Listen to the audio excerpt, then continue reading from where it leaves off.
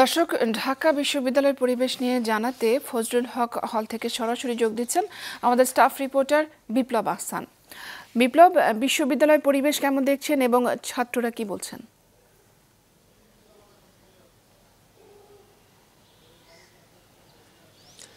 সাবরিনা, আমরা সকাল থেকেই এই ফজলুল হক মুসলিম হলের সামনে বা ভেতরে যে হলগুলো রয়েছে সেখানে অবস্থান করেছি। ওখানে যেসব ছাত্ররা রয়েছেন বা আশেপাশে যে হলগুলোর ছাত্রছাত্রীরা রয়েছেন তাদের সঙ্গে আমরা কথা বলার চেষ্টা করেছি।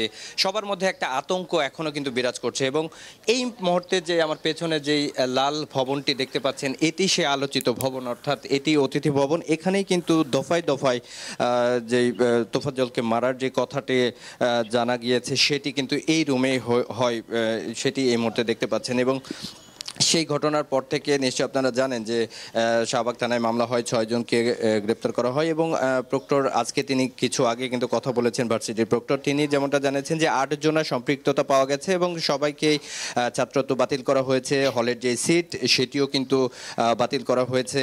এবং আরও একটি তথ্য জানাতে চাই যে আজকে কিন্তু এই ঘটনার প্রেক্ষিতে যে এই হলের যে প্রভোস্ট ছিলেন তিনিও কিন্তু পরিবর্তন হচ্ছেন, যথারীতি তার কাছে সেই চিঠি চলে এসেছে, আমরা তেমনটাই তথ্য পেয়েছি। এবং তিনি অন্য যে নতুন প্রভোস্ট আসবেন ফার্মাসি বিভাগের একজন শিক্ষক, তিনি দায়িত্ব নিচ্ছেন।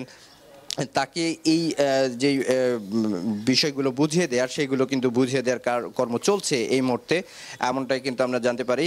এবং এখন পর্যন্ত এখানে আসবার পর আমরা বেশ অনেকগুলো স্টুডেন্টের সঙ্গে কথা বলি, সবার মধ্যে কিন্তু এই একই বিষয়টা দেখা যাচ্ছে যে আবারও যদি এমন ঘটনা ঘটে এই সব বিষয় নিয়ে তারা প্রশ্ন করছে যে শক্তভাবে এই প্রশাসন, ভার্সিটির যে প্রশাসন, তাদের কিন্তু এটি শক্তভাবে নতুন যিনি আসছেন তার কিন্তু দায়িত্ব নিয়ে এই বিষয়গুলো যেন পুনরাবৃত্তি না ঘটে সেই বিষয়টা যেন ইনশিওর করে, এই বিষয়টায় তারা চাচ্ছেন।